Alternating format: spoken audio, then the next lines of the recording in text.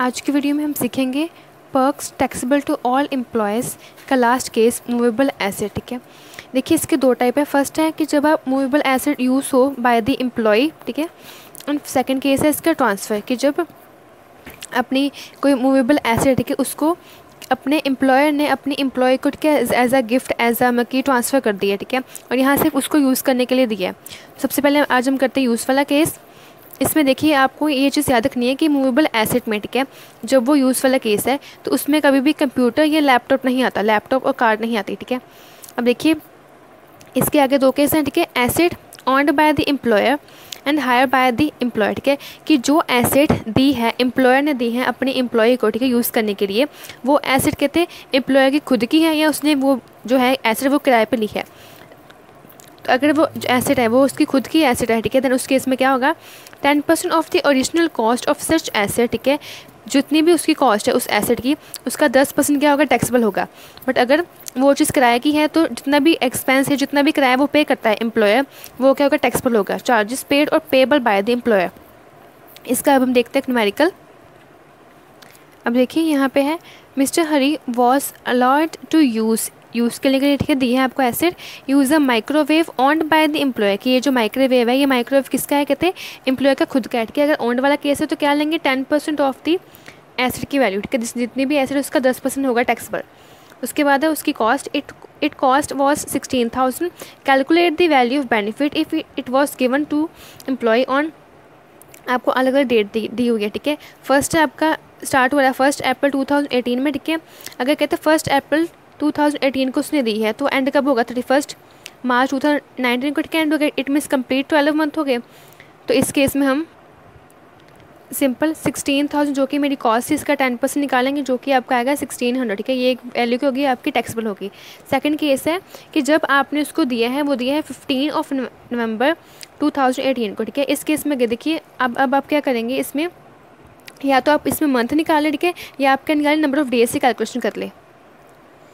अब देखिए अगर हम इसके मंथ काउंट करें तो वो क्या होंगे, 11 का 0.5, ठीक है, आधा मंथ। उसके बाद आपका है दिसंबर, जैन, फेब और मार्च, ठीक है, 3 मंथ। इट मीन्स ये कितने हो गए, 4.5 मंथ। ठीक है, तो देखिए 16,000 का अब आप निकालेंगे 10%, बट उसने कितने टाइम यूज़ किया, उतने सिर्फ 4.5 महीने यूज़ किया, तो उस पर जितना भी वैल्यू होगी वो सिर्फ 4.5 महीने की टैक्सेबल होगी, तो ये आपका आएगा 600। ठीक है, और अगर आप डेज में अकॉर्डिंग निकालेंगे तो यहाँ ना डेज़ के अकॉर्डिंग भी किया हुआ है, जैसे कि अपना नवंबर के 16 डेज़, ठीक है, दिसंबर के 31, अगेन जैन के 31, फेब के 28 एंड मार्च के 31। ठीक है, इन सभी को प्लस किया, आपके टोटल डेज़ कितने आ गए, 137 डेज़।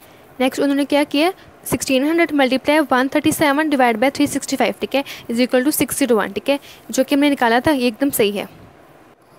अब हम देखते हैं इसका सेकंड केस, ट्रांसफ़र वाला केस। ठीक है, इसका मतलब क्या होता है, जैसे कि सपोज कि आपके ऑफिस में, ठीक है, कोई भी एक एसेट थी, ठीक है, और वो जो एसेट है उसकी जो वैल्यू है कहते हैं वो बिल्कुल भी यूज़ नहीं थी आपके ऑफिस में, ठीक है, उसका कोई भी काम नहीं था। तो आपने क्या किया, आपने कहा कि इस एसेट को अगर मैं बाहर बेचूंगा, ठीक है, तो वहाँ पे ये क्या होगी, इसकी वैल्यू स्क्रैप होगी। ठीक है, तो इससे अच्छा मैं क्या करता हूँ, ये वाली एसेट को किसको दे देता हूँ, अपने एम्प्लॉय को, ठीक है, कुछ कम रेट पे, ठीक है, या कुछ ऐसे फ्री ऑफ कॉस्ट दे देता हूँ, या मैं दे देता हूँ कुछ कम रेट पे। ठीक है, तो इससे हम कहते हैं ट्रांसफ़र। ठीक है, ट्रांसफ़र में कहते हैं यूज़ करने के लिए नहीं दिया आपने, उसका परमानेंट, ठीक है, उसको दे दिया, शिफ्ट कर दिया। ठीक है, तो इस केस में आपकी टैक्सेबल वैल्यू क्या होती है, एक्चुअल कॉस्ट, ठीक है, जितनी भी उसकी कॉस्ट थी, जैसे कि सपोज वो जो आपके पास एसेट थी, ठीक है, मान लो इसकी वैल्यू कितनी थी, 4 लाख। ठीक है, और वो जो वैल्यू है, ठीक है, उसकी जो यूज़ तो कुछ हुआ नहीं, ठीक है, वो ऐसे पड़ी क्या होगी, उसकी डेप्रिसिएशन होगी।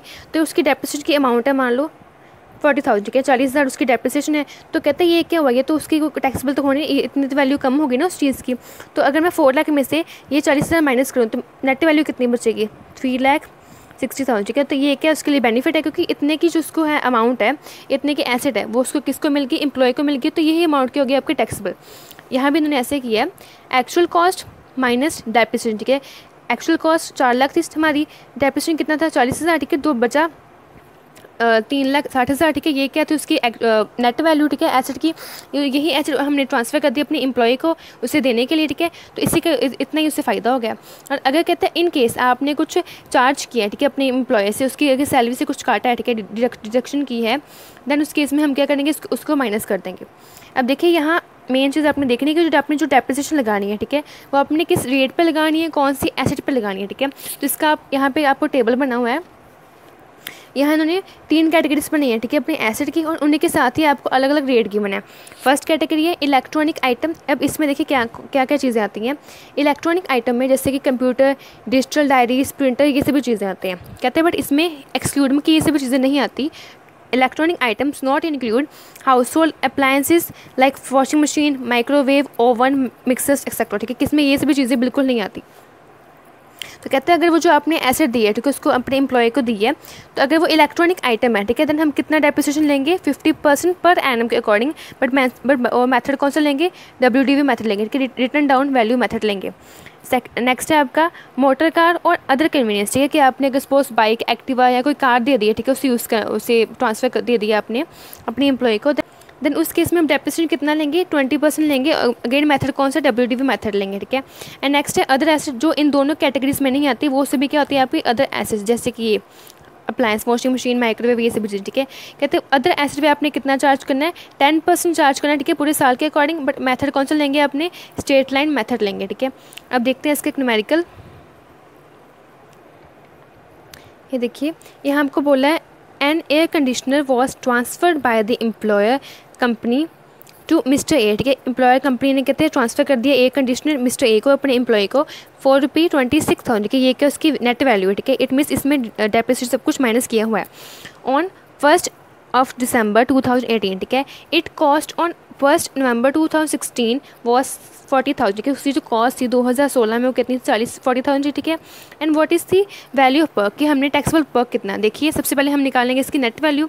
उसकी वैल्यू कितनी थी, cost of air conditioner AC 40,000 as on 1 November 2016, ठीक है। अब हम ये देखिए, अब ये जो एयर कंडीशनर, ठीक है, ये क्या है आपका इलेक्ट्रॉनिक आइटम तो है नहीं, ठीक है, मोटर कार भी नहीं है। इट मीन्स ये कौन सी कैटेगरी में आता है, अदर कैटेगरीज में आता है, ठीक है। तो इसमें आपने कितना चार्ज करना है, डेप्रिसिएशन 10% पर एनम के अकॉर्डिंग चार्ज करना है। और कौन सा मेथड लेंगे आप, STML का मेथड लेंगे, ठीक है। तो इस पर लगाओगे डेप्रिसिएशन में, depreciation as on on 1 November 2017, ठीक है, वो कितना आएगा 40,000 का 10% निकालेंगे तो वो आपका आएगा 4,000, ठीक है।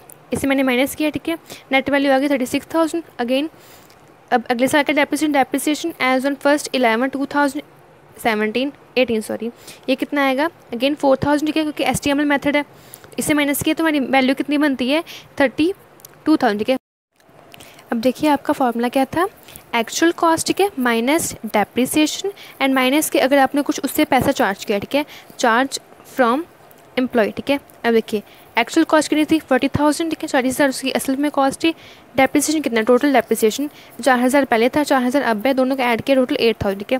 क्या लिखेंगे -8,000 और माइनस आपने कितना उससे पैसे चार्ज किया, आपने चार्ज किया है 26,000, ठीक है, जिससे माइनस करूँगी, ठीक है।